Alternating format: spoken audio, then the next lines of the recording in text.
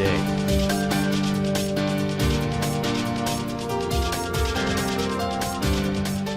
After losing to the Cavaliers in Game 7 of the Eastern Conference Finals, Celtics coach Brad Stevens could only take a step back and marvel at LeBron James. USA Today Sports. Boston, the stage, 94 feet by 50 feet of parquet basketball court, was set. Actors LeBron James, Al Horford, Ty Lue, Brad Stevens took their place. Spectators, 18,624. Filled the arena and millions around the world watched on TV. Game 7 of the Eastern Conference Finals between Cleveland and Boston on Sunday had all the makings of great theater in a wonderful venue. The four-act production was not a work of art. Both teams struggled to make shots and looked fatigued. But they produced a compelling game and a dramatic high-stakes finish. The Cavaliers, somehow, someway, defeated the Celtics 87-79 in the series finale. It was the first time the road team won in this series and the first time the Celtics had lost at home all playoffs.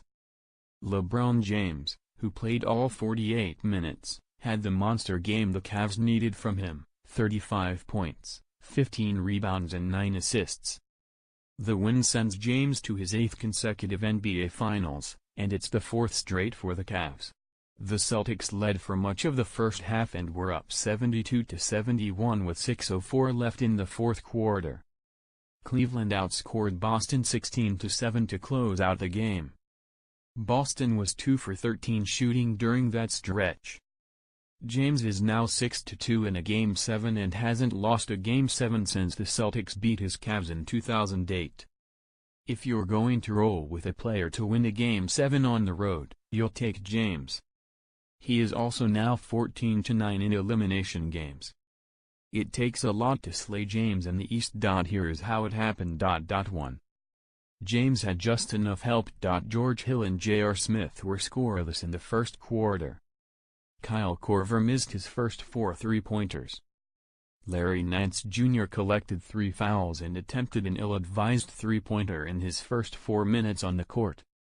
It was an ugly start for the Cavs, who missed 13 of their first 14 three-point attempts, and trailed 35-23 with 8:52 left in the first quarter. Cleveland looked exhausted and ill-suited to take Game 7 on the road. But the Cavs hung in there, cut Boston's lead to 43-39 at halftime and had a 69-66 lead with 8:53 left in the fourth quarter. Smith finished with 12 points, and Korver hit a necessary three-pointer. Tristan Thompson added 10 points and 9 rebounds. 2. Cavs go green without Love. Cleveland All-Star forward center Kevin Love missed Game 7 with concussion-like symptoms. He sustained the injury in the first quarter of Game 6 when he collided head-to-head with Boston's Jason Tatum. His absence was felt. Though Love didn't have a great series against the Celtics, he provided a scoring threat for which Boston had to account.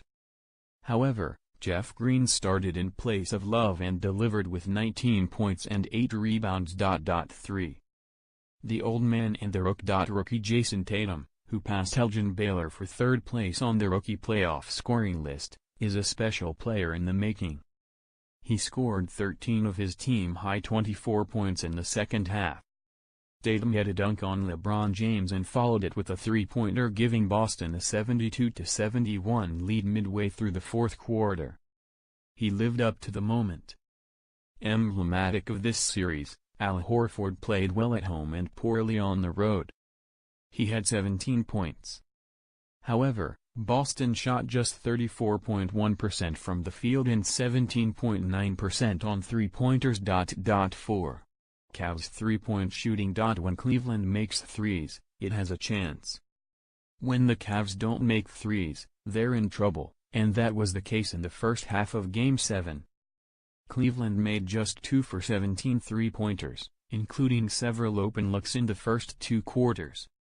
But the Cavs made just enough threes, 2 more than Boston, despite shooting 25.7% from that distance.